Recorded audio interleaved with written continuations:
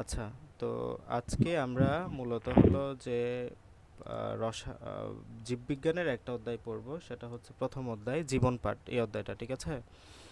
আমরা অফলাইনে ইতিমধ্যে রসায়ন এবং ফিজিক্সের বেশ কিছু অধ্যায় শেষ করে আসছি, তাই না? এবং আমাদের প্রায় সিলেবাসটাই প্রায় শেষ পর্যায়ে। জীববিজ্ঞানের কয়েকটা অধ্যায় আমাদের বাকি আছে, এগুলো আমরা শেষ করব এবং আমরা আবার এগুলো অফলাইনে রিভিশন করব আর কি, ঠিক আছে? তো তোমাদের কিন্তু খুবই টাইট শিডিউল, যেহেতু আমরা সবগুলো সাবজেক্ট নিয়েই তোমাদের সাথে কাজ করছি। ইংরেজি, গণিত, পদার্থবিজ্ঞান, জীববিজ্ঞান, রসায়ন, উচ্চতর গণিত সবগুলো যেহেতু আমরা পড়াচ্ছি, ওই ক্ষেত্রে খুব প্রেশারে টাইট শিডিউলের মধ্যে তোমাদেরকে নিয়ে যেতে হচ্ছে, তাই না? তো আজকে তোমাদের অফলাইন ক্লাস বন্ধ ছিল, আগামীকাল সকাল 8:30 থেকে আগের মতো অফলাইন ক্লাস চলতে থাকবে, প্রতি রবি থেকে বৃহস্পতি, ঠিক আছে? দেখো, আজকে আমরা যে অধ্যায়টা পড়বো সেটা হচ্ছে জীবন পাঠ। এটা আমাদের প্রথম অধ্যায় জীববিজ্ঞানের। তো জীববিজ্ঞান বা বায়োলজি, দেখো তো আমরা কোন অধ্যায় পড়ছি, আমরা কোন সাবজেক্টটা পড়ছি? আমরা পড়ছি বায়োলজি। আমরা পড়ছি বায়োলজি। বায়ু শব্দের অর্থ হচ্ছে জীবন। বায়ু শব্দের অর্থ কি? বায়ু শব্দের অর্থ হচ্ছে কি? জীবন, হ্যাঁ। বায়ু শব্দের অর্থ হচ্ছে জীবন। আর লজি মানে হলো লজস। লজি শব্দের অর্থ আসছে লজস থেকে, এবং লজি মানে হলো জ্ঞান। লজিস শব্দের অর্থ হচ্ছে জ্ঞান। তো এই যে জীবনের জন্য যে জ্ঞান বা জীবন ভিত্তিক যে জ্ঞান, তাকে আমরা বলবো জীববিজ্ঞান। তাকে কি বলবো? জীববিজ্ঞান, বায়োলজি, ঠিক আছে? তো তোমাদের সায়েন্সের জন্য যে কয়েকটা বই তোমাদেরকে দেওয়া হয়েছে, এখানের মধ্যে জীববিজ্ঞানটা একটা। এর প্রথম অধ্যায় হচ্ছে জীবন পাঠ। আমাদের জীবনের কিছু বেসিক ধারণা নিয়ে আমরা যদি পড়াশোনা করি, তাহলে দেখো জীববিজ্ঞানের ধারণা আমরা এই অধ্যায়ে পড়ব। জীববিজ্ঞানের প্রধান শাখাগুলো বর্ণনা করতে পারবো, মানে জীববিজ্ঞানে তুমি কি পড়বা মূলত, এইগুলো নিয়ে আলোচনা হবে। জীববিজ্ঞানের প্রধান শাখা, জীববিজ্ঞানের আমরা অনেকগুলো শাখা পাবো। দেখো, তোমরা তো এখন এসএসসিতে, এইচএসসিতে গেলে জীববিজ্ঞানটা দুই ভাগে ভাগ হবে, একটা হচ্ছে বুঠানি, একটা হচ্ছে জুলজি, মানে হলো প্রাণীবিজ্ঞান, উদ্ভিদ বিজ্ঞান, হ্যাঁ, প্রাণীবিজ্ঞান, উদ্ভিদ বিজ্ঞান। এরপরে বুঠানির মধ্যে আবার অনেকগুলো ডিভিশন আছে। আমাদের বুঠানি একটা, তোমার এইচএসসির পরে তুমি যখন বিভিন্ন ভার্সিটিতে যাবা, তখন দেখবা যে বুঠানির অনেকগুলো ডিভিশন আছে।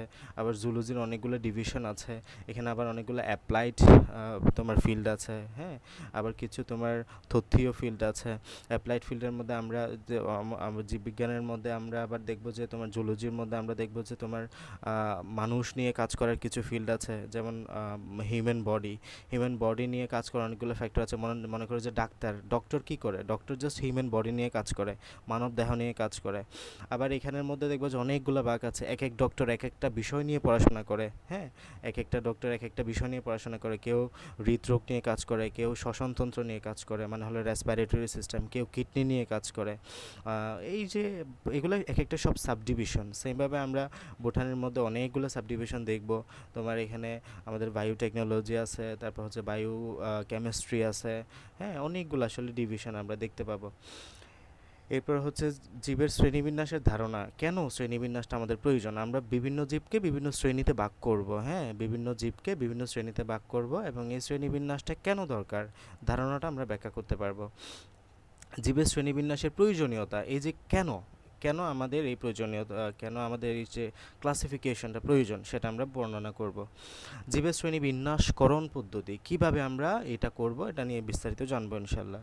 এরপর হচ্ছে দ্বিপদ নামকরণ। আমরা মানুষের বৈজ্ঞানিক নাম কি কেউ কি বলতে পারবা? তোমার বৈজ্ঞানিক নাম কি? জোনায়েত, পারবা তুমি? Homo sapiens. হ্যাঁ, আবার বলো। Homo sapiens. Very good, Homo sapiens. তাহলে আমাদের বৈজ্ঞানিক নাম হলো হোমোস্যাপিয়েন্স। এই যেখানে কয়টা পদ, একটা হচ্ছে হোমো, একটা হচ্ছে স্যাপিয়েন্স, তাহলে দুইটা পদ না? এই জন্য আমরা দ্বিপদ, দুই পদ মানে হলো দ্বিপদ, দ্বিপদ নামকরণ। এবার প্রত্যেকটা প্রাণীর দুইটা করে নাম আছে, দুইটা দুইটা নাম আছে, এই জন্য আমরা এটাকে দ্বিপদ বলি, দ্বিপদ নামকরণ। ধানের বৈজ্ঞানিক নাম হচ্ছে অরাইজা সেটিভা, তারপর পাটের বৈজ্ঞানিক নাম হচ্ছে কর্কোরাস ক্যাপসুলারিস, আমের বৈজ্ঞানিক নাম হচ্ছে ম্যাঙ্গিফেরা ইন্ডিকা। এভাবে আমরা, তোমার কাঁঠালের বৈজ্ঞানিক নাম হচ্ছে আর্থোকার্পাস হেটেরোফাইলাস, ঠিক আছে? তো এভাবে আমরা দ্বিপদ নামকরণ নিয়ে জানবো, ঠিক আছে? এইগুলো হচ্ছে মূলত আমাদের আলোচ্য টপিক এর দেয়। শুরুতে আমরা জীববিজ্ঞানের বেসিক কিছু ধারণা নিয়ে পড়ব। দেখো, জীববিজ্ঞানের শাখাগুলো মিলে আমরা পড়ব।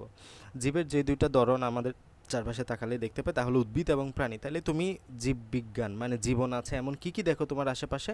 আশেপাশে দেখো যে প্রাণী আছে অনেকগুলা, টিকটিকি, গরু, ছাগল, মানুষ, এসব কিছুই প্রাণী। তাহলে প্রাণী দেখো। উদ্ভিদ মানে হলো গাছ, গাছপালা, এগুলো তুমি দেখো।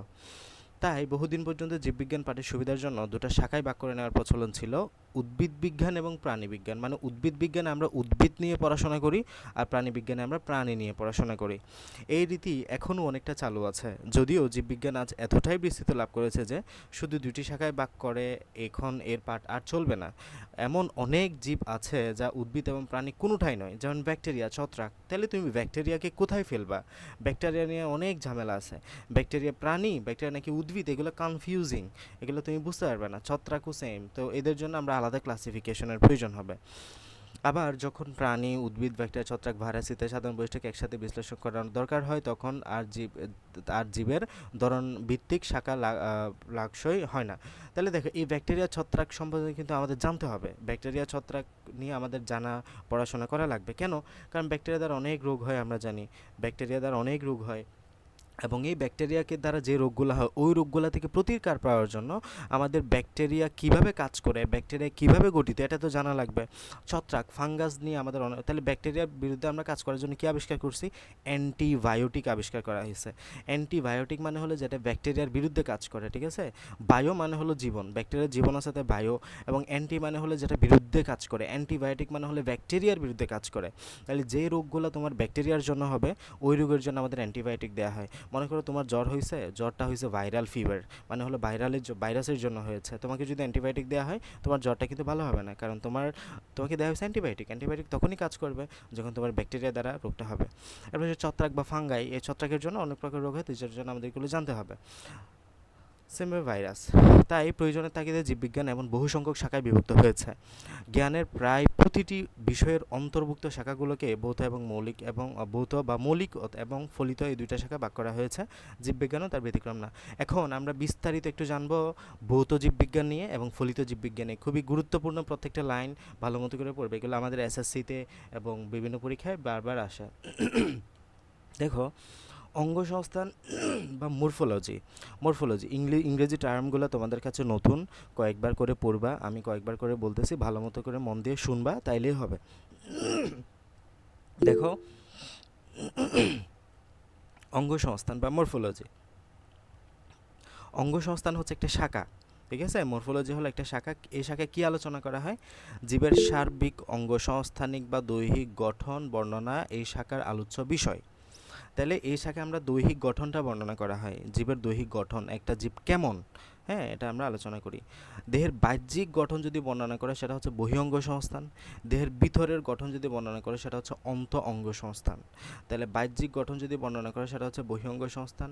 ভিতরের গঠন যদি বর্ণনা করে, তাকে বলা হচ্ছে অন্ত অঙ্গ সংস্থান। ওকে, আচ্ছা। এরপর আসো যে শ্রেণীবিন্যাসবিদ্যা বা টক্সোনমি। তোমাকে এখানে এত কিছু জানতে হবে না, তুমি জাস্ট কিচ্ছু না পারো, জাস্ট এটা মনে রাখবা, মরফোলজি মানে হলো অঙ্গসংস্থান বিদ্যা, ঠিক আছে, যেখানে জীবের দৈহিক গঠন নিয়ে আলোচনা করা হয়।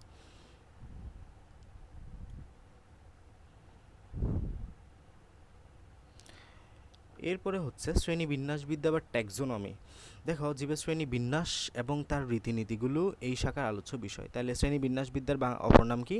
ট্যাক্সোনমি। ট্যাক্সন আমরা দেখব, আমরা বিভিন্ন প্রাণীগুলোকে বিভিন্ন ট্যাক্সনে ভাগ করে ফেলেছি, হ্যাঁ, প্রাণীগুলোকে বিভিন্ন ট্যাক্সনে ভাগ করেছি, এবং এই ট্যাক্সনের মধ্যে আমরা তোমার দেখব যে তোমার বিভিন্ন পার্টে, বিভিন্ন বিন্যাসে আমরা তাদেরকে নিয়ে আসছি।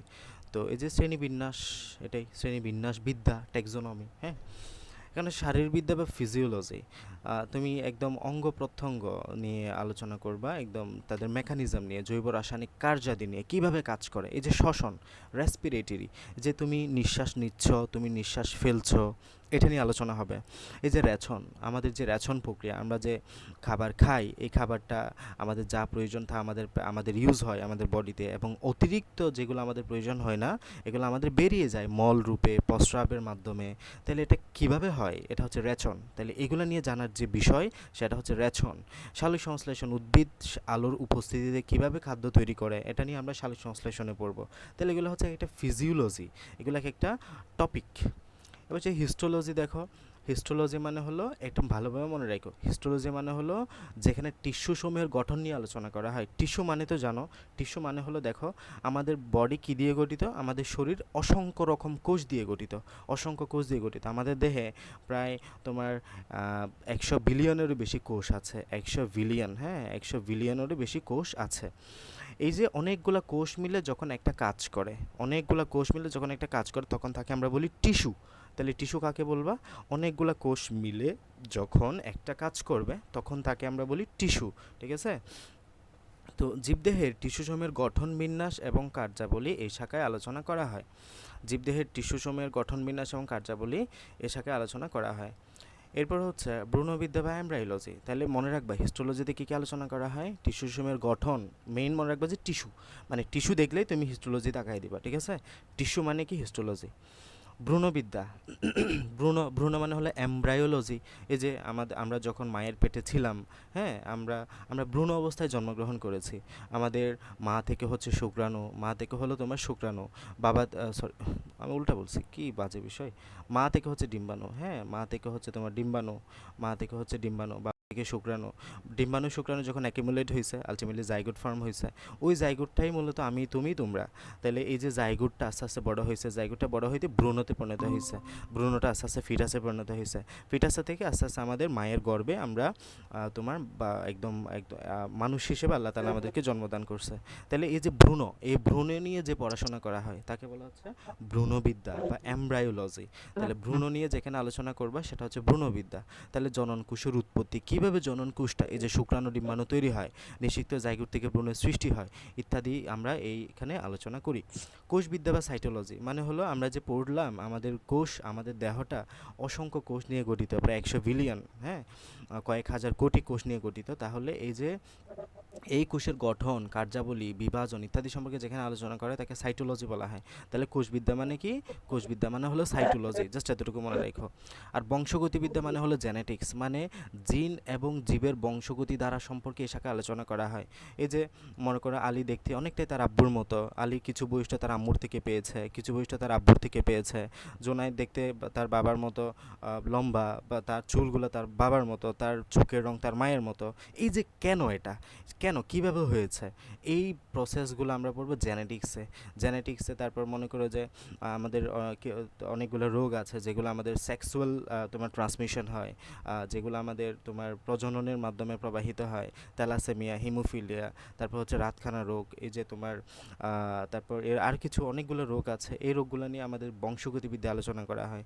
তাহলে একটা জীব পরবর্তী প্রজন্ম থেকে যে বৈশিষ্ট্যগুলো লাভ করে, এটা কেন হয়, ডিএনএ, ডিএনএ থেকে জিন, এই টপিকগুলো নিয়ে বিস্তারিত আলোচনা করা হয় বংশগতিবিদ্যায়, ঠিক আছে? তুমি কেন তোমার পিতার মতো হচ্ছ, তুমি কেন তোমার মাথার মতো হচ্ছ, বা একটা সন্তান কেন হুবহু তার পিতার মতো হয় না, একটা সন্তান কেন হুবহু তার মাথার মতো হয় না, মানে একটা সন্তান কি হুবহু তার পিতার মতো হয়, হুবহু তার মাথার মতো হয় না, কিছু বৈশিষ্ট্য পিতা থেকে পায়, কিছু বৈশিষ্ট্য মাথা থেকে পায়।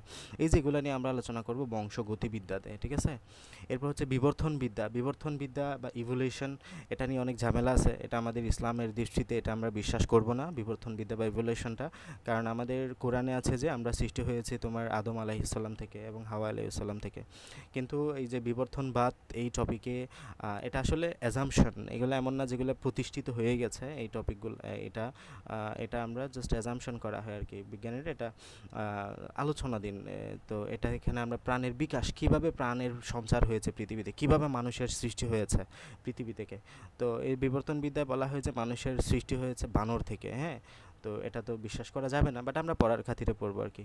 এ হচ্ছে জীবের বিবর্তন, ক্রমবিকাশ ইত্যাদি নিয়ে এই শাখায় আমরা আলোচনা করি। এবার হচ্ছে বাস্তুবিদ্যা বা ইকোলজি, এই শাখায় প্রাকৃতিক পরিবেশের সাথে জীবের আন্তঃসম্পর্ক, মানে আমরা পরিবেশের সাথে জীব কীভাবে রিলেটেড, পরিবেশের সাথে জীব কীভাবে রিলেটেড। মনে করো যে আমরা গাছপালাগুলো বড় হচ্ছে, গাছপালা থেকে আমরা খাবার খাচ্ছি, লাইক গাছপালাকে খাচ্ছে কে? গরুকে খাচ্ছি আমরা, হ্যাঁ। তো এভাবে একটা সাইকেল ফর্ম হয়েছে না? তো এটাই হচ্ছে বাস্তুবিদ্যা বা ইকোলজি। এন্ডোক্রাইনোলজি, মানে এন্ডোক্রাইন মানে হলো তোমার গ্রন্থি, হ্যাঁ। এন্ডোক্রাইন থেকে যে হরমোন রস নিঃসৃত হয় তাকে হরমোন বলা হয়। এই যে হরমোন, আমরা যে আমাদের বডি কিভাবে কাজ করে, আমাদের বডি হরমোনের মাধ্যম তোমার হরমোনের ডিরেকশনে কাজ করে, আমরা হরমোন নিয়ে জানবো এই অধ্যায়ে, এই ওই যে জীবভূগোল বা বায়োজিওগ্রাফি, এখানে আমরা পৃথিবীর বিভিন্ন ভৌগোলিক সীমারেখায় জীবের বিস্তৃতি এবং অভিযোজন সম্পর্কে আলোচনা করব। তাহলে এখানে মূলত এগুলো নিয়ে, বায়োজিওগ্রাফি মানে হলো জীবভূগোল, এন্ডোক্রাইনোলজি মানে হরমোন নিয়ে আলোচনা করা হয়। এই কয়েকটা শব্দ মাথায় রাখলে চলবে। তাহলে এখান থেকে আমরা কী কী বললাম, এখান থেকে তোমরা কী কী মনে রাখবা, জাস্ট টু দ্য পয়েন্ট। অঙ্গসংস্থা মানে হলো মরফোলজি, শ্রেণীবিন্যাসবিদ্যা মানে হলো ট্যাক্সোনমি, শারীরবিদ্যা মানে হলো ফিজিওলজি, হিস্টোলজি মানে হলো তোমার টিস্যু সমূহের গঠন নিয়ে জানবা, ভ্রূণবিদ্যা মানে হলো ভ্রূণ নিয়ে জানবা মানে হলো এমব্রায়োলজি, কোষবিদ্যা মানে হলো সাইটোলজি, বংশগতিবিদ্যা মানে হলো জেনেটিক্স, বিবর্ধনবিদ্যা মানে হলো ইভোলিউশন এবং বাস্তুবিদ্যা মানে হলো ইকোলজি, এন্ডোক্রাইনোলজি মানে হলো হরমোন নিয়ে জানবা, আর জীবভূগোল মানে হলো বায়োজিওগ্রাফি। ঠিক আছে। এখন আসো যে জীববিজ্ঞানের আরেকটা শাখা হচ্ছে ফলিত জীববিজ্ঞান। হ্যাঁ, ফলিত জীববিজ্ঞান। এই ফলিত জীববিজ্ঞান আমরা কী কী জানবো, আমরা ফার্স্টে জানবো জীবাশ্ম জীববিজ্ঞান বা প্যালান্টিওলজি। তো প্রাগৈতিহাসিক জীবাশ্ম সম্পর্কিত বিজ্ঞান নিয়ে আমরা আলোচনা করব। জীবাশ্ম কিভাবে তৈরি হয়, মনে করো এখানে একটা সভ্যতা ছিল যেখানে মানুষ ছিল, এরকম গাছপালা ছিল, বিভিন্ন প্রাণী ছিল। কোনো একটা তোমার প্রাকৃতিক বিপর্যয় হয়েছে, ভূমিকম্পের কারণে বা বন্যার কারণে এগুলো মাটির নিচে চাপা পড়ে গেছে। এই এই মানুষ গাছপালাগুলা অনেক বছর পরে, হাজার কোটি বছর পরে যখন এগুলা এখানে আবার নতুন কোনো সভ্যতা তৈরি হবে, এদেরকে এগুলা জীবাশ্মে পরিণত হয়। ঠিক আছে। আমরা যে মাটি থেকে যে বিভিন্ন পাই, তোমার গ্যাস, তেল, এগুলো সবই কিন্তু জীবাশ্ম। হ্যাঁ। তো এই যে জীব পরিসংখ্যানবিদ্যা, বায়োস্ট্যাটিস্টিক্স নিয়ে এখানে আলোচনা করা হয়। জীব পরিসংখ্যানবিদ্যা বা বায়োস্ট্যাটিস্টিক্স নিয়ে এখানে আলোচনা করা হয়। পরজীবীবিদ্যা, প্যারাসিটোলজি। হ্যাঁ, পরজীবিতা, এই যে আমাদের কৃমি, হ্যাঁ, আমাদের মধ্যে যে গোল কৃমি আছে, ফিতা কৃমি আছে, এই কৃমি কিন্তু পরজীবী, আমাদের দেহে তারা বাস করে, বাট আমাদের কোনো খুব উপকারে আসে না খুব একটা। এগুলো পরজীবী। তারপর উকুন, মাথার উকুন, এগুলো কিন্তু পরজীবী। তাহলে এগুলো সম্পর্কে আলোচনা করা হয় প্যারাসাইটোলজিতে। মৎস্যবিজ্ঞান বা ফিশারিজ, মৎস্য মানে কি মাছ, ফিশ মানে কি মাছ, তাহলে যেখানে মাছ নিয়ে আলোচনা করবা, মাছ নিয়ে তুমি পড়াশোনা করবে, সেটা হচ্ছে মৎস্যবিজ্ঞান। আমাদের ভার্সিটিতে কিন্তু ফিশারিজ ভালো একটা সাবজেক্ট, এবং ফিশারিজের বেশ চাহিদা আছে কিন্তু বর্তমানে। ফিশারিজ পড়াশোনা করে অনেক ভালো কিছু করা সম্ভব। কীটতত্ত্ব বা অ্যান্টোমোলজি, মানে কীট মানে হলো ছোটো ছোটো যে পোকা, এগুলো নিয়ে তুমি পড়াশোনা করবা। কীটপতঙ্গের জীবন, উপকারিতা, অপকারিতা, ক্ষয়ক্ষতি, দমন, এগুলো নিয়ে আমরা পড়াশোনা করবো। অণুজীব বিজ্ঞান বা মাইক্রোবায়োলজি, এটা তো বিশাল গুরুত্বপূর্ণ সাবজেক্ট। আমাদের এমবিবিএস মেডিকেলেও এটা পড়ানো হয়, মাইক্রোবায়োলজিটা। তোমার ভাইরাস নিয়ে পড়তে হবে, ব্যাকটেরিয়া নিয়ে পড়তে হবে, আণবিক ছত্রাক, নাহলে জীবাণু নিয়ে পড়তে হবে, কারণ এগুলো দ্বারা আমাদের রোগ হয়। এগুলো থেকে বাঁচার জন্য আমাদের এগুলো নিয়ে জানতে হবে। ঠিক আছে। কৃষি বিজ্ঞান বা এগ্রিকালচার, কৃষি বিষয়ক বিজ্ঞান নিয়ে আমাদের এখানে পড়াশোনা করা হয়। বাংলাদেশে তো কৃষি ভার্সিটিও আছে, হ্যাঁ, এগ্রিকালচার ইউনিভার্সিটিও আছে, এই যে তোমার কৃষি বিজ্ঞান পড়ার জন্য। চিকিৎসা বিজ্ঞান, এই যে মেডিকেল সায়েন্স, যেটাকে আমরা ডক্টর বা মেডিকেল পেশা বলি, এটা ডাক্তার বলি। চিকিৎসা বিজ্ঞান মানে হলো তুমি মানবদেহ নিয়ে পড়বা, মানবদেহের বিভিন্ন রোগ নিয়ে পড়বা, সেটা চিকিৎসা সম্পর্কে জানবা। তাহলে এটা যখন পড়বা তখন তোমাকে ডক্টর বলা হবে, এবং এটা হচ্ছে মেডিকেল সায়েন্স। তাহলে এটাও কিন্তু জীববিজ্ঞানের একটা শাখা। তাহলে আমরা কতগুলো শাখা পড়তেছি, তার মধ্যে চিকিৎসা বিজ্ঞান হচ্ছে একটা ছোট্ট শাখা। আবার এখানের মধ্যে অনেকগুলো শাখা আছে। জিন প্রযুক্তি বা জেনেটিক ইঞ্জিনিয়ারিং, জিন প্রযুক্তি এবং এর ব্যবহার নিয়ে জানবা, মানে আমরা আমাদের সভ্যতার উন্নয়নে আমরা জিন প্রযুক্তি, জেনেটিক ইঞ্জিনিয়ারিং নিয়ে পড়বো। এটা অধ্যায় আছে আমাদের লাস্ট একটা, এত পড়বা। প্রাণ রসায়ন বা বায়োকেমিস্ট্রি, জীবের প্রাণ রাসায়নিক কার্যাবলী, রোগ নিয়ে জানবো। পরিবেশ বিজ্ঞান, এনভায়রনমেন্টাল কেমিস্ট্রি, পরিবেশ নিয়ে জানবো। সামুদ্রিক বিজ্ঞান, তুমি সমুদ্র নিয়ে জানবা। বন বিজ্ঞান, তুমি বন নিয়ে জানবা। জীব প্রযুক্তি, তুমি মানবদেহ এবং পরিবেশের কল্যাণে জীব ব্যবহারের প্রযুক্তি সম্পর্কিত বিজ্ঞান নিয়ে জানবা। ফার্মাসি, ওষুধ শিল্প এবং প্রযুক্তি বিষয়ক বিজ্ঞান নিয়ে তুমি পড়বা। এই ক্ষেত্রে ফার্মাসি কিন্তু একটা সাবজেক্ট, আমরা ভার্সিটিতে গেলে এই সাবজেক্টটা নিয়ে অনেকে অনার্স করে, ওষুধ শিল্প এবং প্রযুক্তি বিষয়ক বিজ্ঞান নিয়ে পড়াশোনা করে। ফার্মাকোলজি কিন্তু আমাদের তোমার এমবিবিএসও পড়ানো হয়। বন্য প্রাণী বিদ্যা বা ওয়াইল্ড লাইফ, বন্য প্রাণী বিষয়ক বিজ্ঞান এবং বায়ো ইনফরম্যাটিক্স, এটা যদি একটু নতুন বাংলাদেশের জন্য, এটা নিয়েও বর্তমানে বেশ আলোচনা করা হচ্ছে। কম্পিউটার যুগ, প্রযুক্তি নির্ভর জীববিজ্ঞান ভিত্তিক তথ্য, যেমন ক্যান্সার বিশ্লেষণ বিষয়ক বিজ্ঞান, এটা হচ্ছে বায়ো ইনফরম্যাটিক্সের অংশ। তাহলে এগুলো তোমাদের কাছে কিছুটা কঠিন মনে হতে পারে, জাস্ট তোমরা একবার রিডিং পড়ে যাও, মনোযোগ দিয়ে রিডিং পড়ে যাবে, এবং যে কথাবার্তাগুলো বলছে এগুলো একটু মনে রাখার চেষ্টা করবে, তাইলেই হয়ে যাবে। ঠিক আছে। এগুলো থেকে সিকিউ আসে না, বড় জোর এমসিকিউ আসতে পারে। এতটুকু কার কোনো সমস্যা থাকলে বলতে পারো। আলী, বুঝছো? বুঝছি স্যার। এই তারপর হচ্ছে কে জানি, আদিরা, বুঝে গেছে? জি স্যার, বসছি। ওকে। জুনায়েদ, ফারজান, জি স্যার। জুলকার,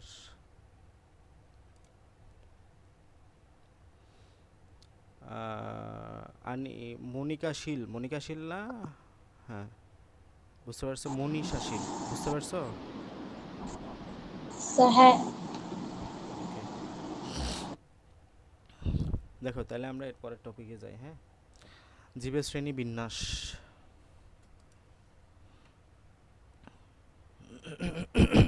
আমরা খুব অল্প পড়বো, এটা পড়ে আমরা ক্লাস শেষ করবো। ওকে, সবাই মনোযোগী হও। জীবের শ্রেণী বিন্যাস। তো আজ পর্যন্ত বিভিন্ন উদ্ভিদের প্রাণী 4 লক্ষ এবং প্রাণীর প্রায় 13 লক্ষ প্রজাতির নামকরণ এবং বৈশিষ্ট্য বর্ণনা করা হয়েছে। মানে এই পর্যন্ত টোটাল আবিষ্কৃত আর কি উদ্ভিদের 4 লক্ষ, প্রাণীদের প্রায় 13 লক্ষ প্রজাতির নামকরণ মানে নাম দেয়া হয়েছে। এবং এই যে এই সংখ্যা চূড়ান্ত নয়, কেননা প্রায় প্রতিদিনই আরও নতুন নতুন প্রজাতির বর্ণনা সংযুক্ত হচ্ছে। অনুমান করা হয় ভবিষ্যতে সব জীবের বর্ণনা শেষ হলে এটা 1 কোটিতে দাঁড়াবে। মানে এত বেশি আল্লাহ তাআলার সৃষ্টি আর কি, বুঝতে পারছো? তো এই যে জীবজগৎকে একটা স্বাভাবিক নিয়মে শ্রেণীবিন্যাস করার প্রয়োজনীয়তা অবশ্য অনেক আগে থেকেই প্রকৃতিবিজ্ঞান অনুভব করেছেন। সেই প্রয়োজনের তাগিদে জীববিজ্ঞানের একটা স্বতন্ত্র শাখা গড়ে উঠেছে, যেটা হচ্ছে ট্যাক্সোনমি বা শ্রেণীবিন্যাস বিদ্যা, যেখানে টোটাল জীবকে বিভিন্ন শ্রেণীতে ভাগ করা হবে। দেখো, শ্রেণীবিন্যাসে উল্লেখযোগ্য অবদান রেখেছেন সুইডিশ প্রকৃতিবিদ ক্যারোলাস লিনিয়াস। সেটা 1735 সালে আপসালা বিশ্ববিদ্যালয় থেকে চিকিৎসা শাস্ত্রে ডিগ্রি লাভের পর তিনি ওই বিশ্ববিদ্যালয়ের অ্যানাটমির অধ্যাপক হিসেবে নিয়োজিত ছিলেন। বিভিন্ন ধরনের উদ্ভিদ, বিশেষ করে ফুল সংগ্রহ আর জীবের শ্রেণীবিন্যাসে তার অনেক আগ্রহ ছিল। তিনি প্রথম জীবের পূর্ণ শ্রেণীবিন্যাসের এবং নামকরণের ভিত্তি প্রবর্তন করেন।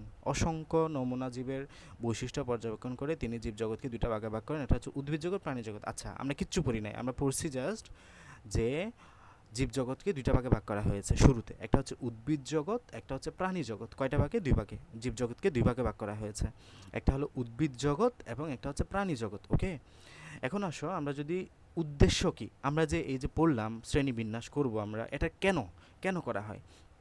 কারণ হলো প্রতিটি জীবের দল এবং উপদল সম্বন্ধে জ্ঞান আহরণ করা। আমরা প্রতিটা জীব সম্পর্কে জানতে চাই। এই যে মনে করো যে একটা পাখি, এই পাখিটার গঠন কেমন, এই পাখিটার বা বৈশিষ্ট্য কী, এই পাখিটার বিশেষত্ব কী, এগুলো সব আমাদের জানতে হবে, ঠিক আছে? তো এইগুলো জানার জন্য আমাদের এই শ্রেণীবিন্যাসটা প্রয়োজন। মানে আমাদের সব রকমের পাখি যদি আমরা জানতে চাই, জীবজগতের ভিন্নতার দিকে আলোকপাত করে আহরিত জ্ঞানকে সঠিকভাবে সংরক্ষণ করা, তাহলে এগুলো এক একটা পয়েন্ট মনে রাখবা। পূর্ণাঙ্গ জ্ঞানকে সংক্ষিপ্তভাবে উপস্থাপন করা, মানে তুমি একটা জীব সম্পর্কে অনেক কিছু জানো, সব কিছুকে তুমি যদি সামারাইজড করতে পারো এটার জন্য, এবং প্রতিটি জীবকে শনাক্ত করে তার নামকরণের ব্যবস্থা করা, ঠিক আছে? খেয়াল করো তো, এখানে একটা চার্ট দেওয়া আছে না? দেখো, জীবজগৎ, এটা কি জীবজগৎ? এই জীবজগৎকে আগে 2টা ভাগে ভাগ করা হয়েছে। একটা হলো সুপার কিংডম 1, যেটাকে আমরা বলছি প্রোক্যারিওটা। একটা হচ্ছে সুপার কিংডম 2, যাকে বলতেছি আমরা ইউক্যারিওটা। প্রো মানে হলো আদি, প্রো শব্দের অর্থ কি? প্রো শব্দের অর্থ হচ্ছে আদি। ক্যারিওটা শব্দের অর্থ হচ্ছে কুশি, আদি কুশি। তার মানে এটা কি? এটা মানে হচ্ছে আদি কুশি। প্রোক্যারিওটা শব্দের অর্থ কি? প্রোক্যারিওটা শব্দের অর্থ হচ্ছে আদি কোষী। প্রোক্যারিওটা শব্দের অর্থ হচ্ছে কি? আদি কোষী। আর ইউক্যারিওটা মানে বোঝাচ্ছে হলো প্রকৃত কোষী। ইউক্যারিওটা মানে কি বোঝাচ্ছে? ইউক্যারিওটা মানে বোঝাচ্ছে প্রকৃত কোষী। আচ্ছা, তাহলে দেখো, আমরা জীবজগৎকে 2টা ভাগে ভাগ করলাম, একটা হচ্ছে সুপার কিংডম 1, একটা হচ্ছে সুপার কিংডম 2। তাহলে দেখো, জীবজগৎকে 2টা ভাগে ভাগ করলাম, একটা হচ্ছে সুপার কিংডম 1, একটা হচ্ছে সুপার কিংডম 2। এবং এই সুপার কিংডম 1কে আমরা আরেকটা ভাগে ভাগ করলাম, যেটা হচ্ছে মনেরা, রাজ্য 1। এটা হচ্ছে রাজ্য 1 বা কিংডম 1। এগুলো হচ্ছে সুপার কিংডম, এগুলো হচ্ছে রাজ্য মানে শুধু কিংডম। এই রাজ্য 1-এর মধ্যে পড়েছে কি? মনেরা। রাজ্য 2-এর মধ্যে হলো প্রোটেস্টা। রাজ্য 3-এর মধ্যে হচ্ছে ফানজাই। রাজ্য 4-এর মধ্যে হচ্ছে প্ল্যান্টি। রাজ্য 5-এর মধ্যে পড়ছে অ্যানিমেলিয়া। তাহলে রাজ্য 1 হলো মনেরা, রাজ্য 2 হচ্ছে প্রোটিস্টা, রাজ্য 3 হচ্ছে ফানজাই, রাজ্য 4 হচ্ছে প্ল্যান্টি, রাজ্য 5 হচ্ছে অ্যানিমেলিয়া, ঠিক আছে? এবং এই মনেরা হচ্ছে তোমার প্রোক্যারিওটার মধ্যে পড়েছে, এটা মনে রাখলে চলবে। তাহলে 4টা একটু মনে রাখতে হবে। জীবজগৎকে 2টা ভাগে ভাগ করা হয়েছে, super kingdom 1, super kingdom 2। Super kingdom 1 হচ্ছে প্রোক্যারিওটা, সুপার কিংডম 2 হচ্ছে ইউক্যারিওটা। প্রোক্যারিওটার মধ্যে পড়েছে মনেরা, বাকিগুলো ইউক্যারিওটার মধ্যে। প্রোটিস্টা হচ্ছে রাজ্য 2, রাজ্য 3-এর মধ্যে পড়েছে পাঞ্জাই, রাজ্য 4-এর মধ্যে ফ্ল্যান্টি, রাজ্য 5-এর মধ্যে অ্যানিমেলিয়া। দেখো মনোরা মানে হচ্ছে ব্যাকটেরিয়া, আমরা যেগুলো পড়ি ব্যাকটেরিয়া। প্রোটিস্টা মানে আমরা দেখবো, ফাঞ্জাই মানে আমরা দেখবো শৈবাল ছত্রাক এগুলা। ফ্ল্যান্টি হচ্ছে কোনগুলো, তোমার গাছপালা আর কি, আম গাছ, বট গাছ, হ্যাঁ এগুলা। আর অ্যানিমেলিয়া হচ্ছে মানুষ জাতীয় যা কিছু আছে, মানে হলো তোমার জীব বা প্রাণী এগুলা, ঠিক আছে। তাহলে দেখো কে ভাগ করেন, এই যে আর হুইটকার এগুলাকে 5 কিংডমে ভাগ করেন। এই যে পঞ্চরাজ্য মতবাদ, এখানে কয়টা রাজ্য, 1টা 2টা 3টা 4টা 5টা, এই 5টা রাজ্যে ভাগ করেন কে মূলত, হুইটকার। হুইটকার এই 5টা রাজ্যে ভাগ করেন, ঠিক আছে, 5টা রাজ্যে বা 5 কিংডমে ভাগ করার প্রস্তাব দেন এগুলাকে। পরবর্তীকালে মার্গুলিস 1974 সালে হুইটেকারের শ্রেণীবিন্যাসের পরিবর্তিত ও বিস্তারিত রূপ দেন। তিনি সমস্ত জীবজগৎকে 2টা সুপার কিংডমে ভাগ করেন এবং 5টা রাজ্যকে 2টা সুপার কিংডমে ভাগ করেন। এই যে আমরা এখন যেগুলো পড়লাম আর কি সেগুলো। তাহলে দেখো ফার্স্টে কি পড়লাম, সুপার কিংডম 1। সুপার কিংডম 1 মানে কি, প্রোক্যারিওটা মানে হলো আদি কুশি, ঠিক আছে। আদি কুশি মানে হলো নিউক্লিয়াসটা সুগঠিত না। আমরা জানি প্রত্যেকটা কোষের কি থাকবে, নিউক্লিয়াস থাকবে। এই নিউক্লিয়াসটা কেমন, এদের প্রোক্যারিওটার মধ্যে নিউক্লিয়াসটা তোমার সুগঠিত না, নিউক্লিয়াসটা সুগঠিত না, বিশিষ্ট এককোষী আণুবীক্ষণিক জীব। এবং রাজ্য 1-এর মধ্যে দেখো আমরা মনেরা পাবো, এখানে মনেরা মানে কি, এগুলো এককোষী। এই যেখানে দেখতেছো না ব্যাকটেরিয়া একটা, এই যে এটা হচ্ছে ব্যাকটেরিয়া, এই ব্যাকটেরিয়াটা হচ্ছে মনেরা রাজ্যের উদাহরণ। একটা হচ্ছে নস্টক বা নীলাভ সবুজ শৈবাল, মনে রাখবে, আর কিচ্ছু মনে না রাখো, মনেরার উদাহরণটা অবশ্যই মনে রাখতে হবে। আমি জিজ্ঞেস করব রাজ্য 1-এর উদাহরণ দাও, বলবা যে নীলাভ সবুজ শৈবাল এবং ব্যাকটেরিয়া। বলবে কি, নীলাভ সবুজ শৈবাল এবং ব্যাকটেরিয়া। রাজ্য 1 বা মনেরার উদাহরণ হলো নীলাভ সবুজ শৈবাল এবং ব্যাকটেরিয়া, এটা অবশ্যই জানতে হবে। মনেরার কিছু বৈশিষ্ট্য আছে যা পারো মনে রাখতে পারো। দেখো মনেরা হচ্ছে এককোষী, কেমন তারা, জাস্ট একটা কোষ পাবা পুরো দেহে, একটা কোষ। ফিলামেন্টাস মানে কি, একটার উপর আরেকটা যুক্ত হয়। দেখো একটা ব্যাকটেরিয়া, এই যে এখানের উপর আরেকটা ব্যাকটেরিয়া, বা মনে করে নীলাভ সবুজ শৈবাল, একটা শৈবাল এর উপর আরেকটা, এরপর আরেকটা, এর উপর আরেকটা, মানে একটার উপর একটা বসে থাকে। এটা হচ্ছে লম্বালম্বি, একটার উপর আরেকটা বসে থাকাকে আমরা বলি ফিলামেন্ট। এই জন্য ফিলামেন্ট গঠন করে এদেরকে বলা হচ্ছে ফিলামেন্টাস, ঠিক আছে। তাহলে ফিলামেন্টাস মানে হলো একটির পর একটি কোষ লম্বালম্বি যুক্ত হয়ে ফিলামেন্ট গঠন করে, যেটা হচ্ছে কলোনিয়াল। কোষে ক্রোমাটিন বস্তু থাকে কিন্তু নিউক্লিওলাস এবং নিউক্লিয়ার পর্দা নেই। তাহলে দেখো কোষে ক্রোমাটিন বস্তু মানে কি, আমরা বললাম এই যে এটা হচ্ছে কোষের মধ্যে কি থাকবে, নিউক্লিয়াস থাকবে, নিউক্লিয়াসের সাথে লাগানো এখানে আমাদের অনেকগুলো কি থাকবে, তোমার এখানে ক্রোমাটিন বস্তু থাকবে, এখানে ক্রোমাটিন বস্তু থাকবে, মানে হলো যেগুলো ক্রোমোজোম তৈরি করবে লাস্টে। এই যে এগুলা আমরা পরবর্তী অধ্যায়ে যখন পড়বো তখন বিস্তারিত বুঝবা, হ্যাঁ। তাহলে জাস্ট এখন পড়ে রাখো, কোষে ক্রোমাটিন বসে থাকবে, নিউক্লিওলাস এবং নিউক্লিয়ার পর্দা নাই। এখানে যে নিউক্লিয়ার একটা পর্দা থাকবে না, নিউক্লিয়াসকে আবরণকারী, এই পর্দাটা থাকবে না। নিউক্লিওলাসও থাকবে না এখানে, এই যে এখানে বড় একটা নিউক্লিওলাস থাকবে নিউক্লিয়াসের ভিতরে, এই নিউক্লিওলাসও থাকবে না। তাহলে থাকবে না শুধু ক্রোমাটিন বস্তু থাকে, নিউক্লিওলাসও নাই, নিউক্লিয়ার পর্দাও নাই, ঠিক আছে। এদের কোষে প্লাস্টিড, মাইটোকন্ড্রিয়া, এন্ডোপ্লাজমিক জালিকা ইত্যাদি নাই। এগুলা কি, এগুলো হচ্ছে কোষের এক একটা অংশ। প্লাস্টিড এটা কোষের একটা অংশ, মাইটোকন্ড্রিয়া এটাও কোষের একটা অংশ, এন্ডোপ্লাজমিক রেটিকুলাম বা জালিকা এটাও কোষের একটা অংশ। মাইটোকন্ড্রিয়াতে কি হয়, এটাকে কোষের পাওয়ার হাউস বলা হয়। এন্ডোপ্লাজমিক রেটিকুলাম বা জালিকা ইত্যাদি নাই। রাইবোজোম আছে। তাহলে দেখো কি কি আছে কি কি নাই মনে রাখবা, শুধুমাত্র রাইবোজোম আছে, কিচ্ছু নাই, শুধুমাত্র রাইবোজোম আছে। তাহলে মনের রাজ্যের মধ্যে কি কি পাবা, মনোরা রাজ্যের মধ্যে রাইবোজোম পাবা, মনোরা রাজ্যের মধ্যে রাইবোজোম পাবা, যেখানে প্রোটিন তৈরি হয়, প্রোটিন বা আমরা যেটাকে বলি তোমার আমিষ। কোষ বিভাজন দ্বিবিভাজন প্রক্রিয়ায় এটা হয়ে থাকে, মানে হলো একটা ব্যাকটেরিয়া, এটা মাঝখানে দুভাগে ভাগ হয়ে 2টা ব্যাকটেরিয়াতে পরিণত হয়, এটা হচ্ছে দ্বিবিভাজন, ঠিক আছে। প্রধানত শোষণ পদ্ধতিতে খাদ্য গ্রহণ করে থাকে, কেউ কেউ ফটোসিনথেসিস বা সালোকসংশ্লেষণ পদ্ধতিতে খাদ্য প্রস্তুত করে, মানে তারা সালোকসংশ্লেষণ করতে পারে। এটা হচ্ছে মনোরাজ্যের বৈশিষ্ট্য। তাহলে মনোরাজ্যের মধ্যে আমরা কী কী বললাম, নীলাভ সবুজ শৈবাল এবং ব্যাকটেরিয়া, বিশেষ করে উদাহরণটা সবচেয়ে গুরুত্বপূর্ণ। তো এখানে মাঝখানে পড়াগুলো না পড়লেও অসুবিধা নাই, তবে এটা উদাহরণটা পড়তে হবে। সুপার কিংডম 2 এর মধ্যে কারা কারা পড়েছে দেখো, সুপার কিংডম 2 এর মধ্যে আমরা পাবো ইউক্যারিওটার মধ্যে আমরা নিউক্লিয়াস সুগঠিত পাবো, বহুকোষী পাবো, কলোনিয়াল।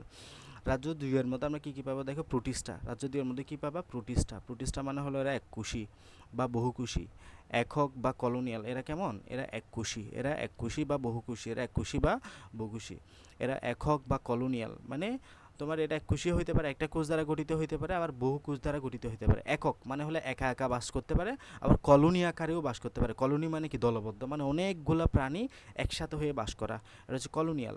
ফিলামেন্টাস মানে একটার উপর একটা গঠন ধারা, মানে লম্বাভাবে একটার উপর একটা ইয়ে থাকে, এটাকে ফিলামেন্ট বলা হয়। সুগঠিত নিউক্লিয়াস বিশিষ্ট, মানে নিউক্লিয়াসে যা যা বস্তু থাকার কথা সবগুলাই থাকে। কোষে ক্রোমাটিন বস্তু নিউক্লিয়ার পর্দা দ্বারা পরিবৃত্ত থাকে, মানে কোষে ক্রোমাটিন বস্তুগুলো নিউক্লিয়ার পর্দা দ্বারা বেষ্টিত থাকে। ক্রোমাটিন বস্তুতে ডিএনএ, আরএনএ, প্রোটিন ইত্যাদি থাকে। ডিএনএ মানে হলো deoxy ribo nucleic acid, RNA মানে হলো রাইবো নিউক্লিক অ্যাসিড, ঠিক আছে। কোষে সকল ধরনের অঙ্গাণু থাকে, মানে কোষের যে অঙ্গাণুগুলো আমরা জানি mitochondria, nucleus, endoplasmic reticulum, lysosome, সব কিছুই থাকে আর কি। খাদ্য গ্রহণ, শোষণ বা ফটোসিনথেটিক পদ্ধতিতে ঘটে। মাইটোসিস কোষ বিভাজনের মাধ্যমে অযৌন প্রজনন ঘটে এবং কনজুগেশনের মাধ্যমে জৈবনিকভাবে ভিন্ন কিন্তু গঠনগতভাবে এক। এগুলো জাস্ট রিডিং পড়বা এবং উদাহরণটা সবচেয়ে গুরুত্বপূর্ণ। এই যে আমাদের প্রোটিস্টার উদাহরণ কি? এমিবা, প্যারামেসিয়াম, এককোষী এবং বহুকোষী শৈবাল। এমিবা, প্যারামেসিয়াম, এককোষী এবং বহুকোষী শৈবাল, এগুলো হচ্ছে প্রোটিস্টার উদাহরণ। ফানজাই দেখো, ফানজাইয়ের মধ্যে হামরি পড়া নাই। ফানজাই হচ্ছে অধিকাংশ স্থলজ, মানে হলো এই যে মাশরুম দেখছো না তোমরা, মাশরুম, এগুলো হচ্ছে ফানজাই রাজ্যের মধ্যে পড়েছে। মাশরুম, হ্যাঁ, মাশরুম অনেকেই তো খায়। মাশরুম কিন্তু খুব সুস্বাদু এবং অনেক প্রোটিন সমৃদ্ধ, অনেক ফাইবার সমৃদ্ধ খাবার। মাশরুম খাওয়াটা দরকার, হ্যাঁ। মাশরুম অনেক প্রোটিন সমৃদ্ধ, অনেক ভিটামিন আছে এর মধ্যে। তো মাশরুম সুযোগ থাকলে মাশরুম খেয়েও। আবার এখানে আশেপাশে যে মাশরুমগুলো পাওয়া যায় এগুলো না, মাশরুম কিন্তু চাষ হয়। আমি অর্ডার করে বাসায় কয়েকবার নিয়ে আসছিলাম খাওয়ার জন্য। বিভিন্ন অনলাইনে পেজ আছে, অনলাইন থেকে অর্ডার করতে পারো, অর্ডার করলে বাসায় এসে দিয়ে যায় তারা। এগুলো খেতে পারে, এগুলো খাওয়াটা ভালো। আমাদের আশেপাশে যে মাশরুমগুলো পাওয়া যায় এগুলো অনেক সময় বিষাক্ত হতে পারে, হ্যাঁ। এগুলা মাশরুমের অনেকগুলো প্রকারভেদ আছে, মাশরুমের প্রায় কয়েক হাজার প্রকারভেদ আছে। সব মাশরুম কিন্তু খাওয়া যায় না, ঠিক আছে। যে মাশরুমগুলো খাওয়া যায় এগুলো কিন্তু চাষ করে অনেকেই, ওখান থেকে কিনতে হয়। তাহলে অধিকাংশ স্থলজ, এগুলো হচ্ছে তোমার তোমার ডাঙায় থাকবে মৃতজীবী এবং বা পরজীবী। দেখা কুশি বা মাইসেলিয়াম সরু সুতার মতো অংশ দিয়ে গঠিত, ঠিক আছে। এগুলা নিউক্লিয়াস সুগঠিত কোষপ্রাচীর কাইটিন বস্তু দিয়ে গঠিত। খাদ্য গ্রহণ শোষণ পদ্ধতি করে ক্লোরোপ্লাস্ট অনুপস্থিত। সাদা, ক্লোরোপ্লাস্ট না থাকলে কী হবে? সাদা হবে। হ্যাপ্লয়েড স্তর দিয়ে বংশবৃদ্ধি করে, যেমন ইস্ট, পেনিসিলিয়াম এবং মাশরুম। ইস্ট ছিল, ইস্ট মানে আম্মুরা অনেক সময় তোমার পিঠা বানাতে ইউজ করে, বিভিন্ন নাস্তা বানাতে আমরা ইস বলে এটাকে। এটা হচ্ছে মূলত ইস্ট, ঠিক আছে। ইস্ট এটাও এক প্রকার ফাঙ্গাইয়ের মধ্যে পড়ে। পেনিসিলিয়াম, পেনিসিলিয়াম দিয়ে কিন্তু বিভিন্ন ভ্যাকসিনও বানানো হয়। এরপর হচ্ছে মাশরুম, মাশরুম তো চিনোই। এবার যে প্ল্যান্টি, প্ল্যান্টি মানে হলো ট্রি, মানে হলো গাছ। ট্রি, গাছ, আম গাছ, বট গাছ, কাঁঠাল গাছ, এই গাছগুলাই হলো প্ল্যান্টি রাজ্যের মধ্যে পড়েছে। এরা প্রকৃত নিউক্লিয়াস যুক্ত শালক সংশ্লেষণকারী উদ্ভিদ, মানে এদের শালক সংশ্লেষণ হয়, মানে হলো তোমার সূর্যের আলোর উপস্থিতিতে খাদ্য তৈরি করতে পারে। এদের দেহে উন্নত টিস্যুতন্ত্র বিদ্যমান থাকে এবং এদের ভ্রূণ সৃষ্টি হয় এবং তা থেকে ডিপ্লয়েড পর্যায়ে শুরু হয়, ঠিক আছে। এদের ডিপ্লয়েড পর্যায়ে, ডিপ্লয়েড মানে হলো টু এন, হ্যাঁ। প্রধানত স্থলজ, মানে প্রধানত স্থলজ এবং তবে অসংখ্য জলজ প্রজাতি আছে। এদের যৌনজনন অ্যানাইসোগ্যামাস, এগুলো এখন বুঝবা না, এগুলো বুঝতে গেলে অনেক কিছু জেনে আসতে হবে। অ্যানাইসোগ্যামাস ধরনের যৌনজনন হয়, মানে হলো আকার, আকৃতি, সার্বিতে পার্থক্য বিশিষ্ট দুটো ভিন্নধর্মী দুটো গ্যামেটের মিলনের মাধ্যমে যৌনজনন সম্পন্ন হয়। এরা আর্কিগুনেট অর্থাৎ আর্কিগুনিয়াম মানে হলো স্ত্রী জনন অঙ্গ বিশিষ্ট উদ্ভিদ থাকে। এরা সপুষ্পক, সপুষ্পক মানে হলো যাদের ফুল থাকে, যাদের ফুল থাকে তারাই হলো সপুষ্পক। উদাহরণ হচ্ছে কি? উন্নত সবুজ উদ্ভিদ, উন্নত সবুজ উদ্ভিদ। প্ল্যান্টের মধ্যে অনেকগুলো ভাগ আছে, আবার দেখো ব্রায়োফাইটা আছে, ট্রাকিওফাইটা আছে। ব্রায়োফাইটা মানে হলো মসবর্গীয় উদ্ভিদ, মানে হলো পানি সংবহনতন্ত্র বিহীন। আর ট্রাকিওফাইটা মানে পানি সংবহনতন্ত্র বিশিষ্ট। ট্র্যাকিওফাইটার মধ্যে আবার ফানবর্গীয় আছে, নগ্নবীজি উদ্ভিদ আছে, আবৃতবীজি উদ্ভিদ আছে। আবৃতবীজির মধ্যে আবার একবীজপত্রী আছে, দ্বিবীজপত্রী আছে, মানে উদ্ভিদের মধ্যে প্রকারভেদ আর কি, ঠিক আছে। আর অ্যানিমেলিয়া মানে কি? অ্যানিমেলিয়া মানে হলো আমরা মানুষ, মানে অ্যানিমাল যারা। রয়্যাল বেঙ্গল টাইগারের একটা ছবি দেওয়া আছে, এখানে মানুষের একটা ছবি দেওয়া থাকতে পারতো, হ্যাঁ। সব কিসের মধ্যে পড়ে? অ্যানিমেলিয়ার মধ্যে পড়ে। এরা নিউক্লিয়াস বিশিষ্ট বহুকোষী, জড়কোষ প্রাচীর, প্লাস্টিড, কোষগহ্বর নাই। তাহলে কি কি নাই অ্যানিমেলিয়ার মধ্যে? জড়কোষ প্রাচীর নাই, প্লাস্টিড নাই, কোষগহ্বর নাই। প্লাস্টিড না থাকে এরা হেটারোট্রাফিক অর্থাৎ পরভোজী এবং খাদ্য গলাৎকরণ করে দেহে জটিল টিস্যুতন্ত্র বিদ্যমান। এরা প্রধানত যৌনজনের মাধ্যমে বংশবৃদ্ধি করে পরিণত, তাহলে যৌনজনের মাধ্যমে এরা বংশবৃদ্ধি করে কিন্তু মূলত, ঠিক আছে। পরিণত ডিপ্লয়েড পুরুষ এবং স্ত্রী প্রাণীর জননাঙ্গ থেকে হ্যাপ্লয়েড গ্যামেট উৎপন্ন হয় এবং ভ্রূণ বিকাশকালীন সময়ে ভ্রূণীয় স্তর তৈরি হয়। আমাদের ভ্রূণীয় স্তর আছে একটোডার্ম, মেসোডার্ম, এন্ডোডার্ম, ঠিক আছে। এগুলো একটু আমরা বিভিন্ন বায়োলজির আর কয়েকটা অধ্যায় পড়লে এগুলো বিস্তারিত জানতে পারবা। উদাহরণ কি? প্রোটোজোয়া ব্যতীত সকল অমেরুদণ্ডী এবং মেরুদণ্ডী প্রাণী। অমেরুদণ্ডী প্রাণী মানে হলো যার মেরুদণ্ড নাই, আর মেরুদণ্ডী প্রাণী মানে হলো যাদের মেরুদণ্ড আছে, ঠিক আছে। আমাদের মেরুদণ্ড আছে, এই জন্য আমরা মেরুদণ্ডী প্রাণী, ওকে। তো এখানে আর কিছু কথাবার্তা আছে, এগুলো জাস্ট রিডিং পড়বা, হ্যাঁ। তিনি জীবজগৎকে ছয়টা রাজ্যে ভাগ করেন, না বললে হবে, অসুবিধা নেই। নেক্সট দিন আমরা শ্রেণী বিন্যাসের বিভিন্ন ধাপ, রাজ্য পড়বো, kingdom, phylum, class, order, family, genus, species, এগুলো নিয়ে পড়বো। এই আর কি, এতটুকু তোমরা ভালো মতো করে বাসায় পড়বা। ওকে, আমি ক্লাসটা রেকর্ড দিয়ে দিব, যাদের মন চায় আরেকবার করে নিতে পারো, যারা ক্লাসটা করো নাই তারা অবশ্যই করে নিবে। ওকে, তাহলে বাসায় কিন্তু ভালো মতো করে পড়তে হবে। জীববিজ্ঞান বোঝার খুব একটা কিছু নাই। জীববিজ্ঞান আমি এই জন্য পড়াচ্ছি কারণ তোমরা নিজে বাসায় পড়বা না, নিজে বাসায় পড়বা না বিদায় জীববিজ্ঞান আমি পড়াচ্ছি, নাহলে জীববিজ্ঞান বোঝানোর খুব একটা কিছু নাই।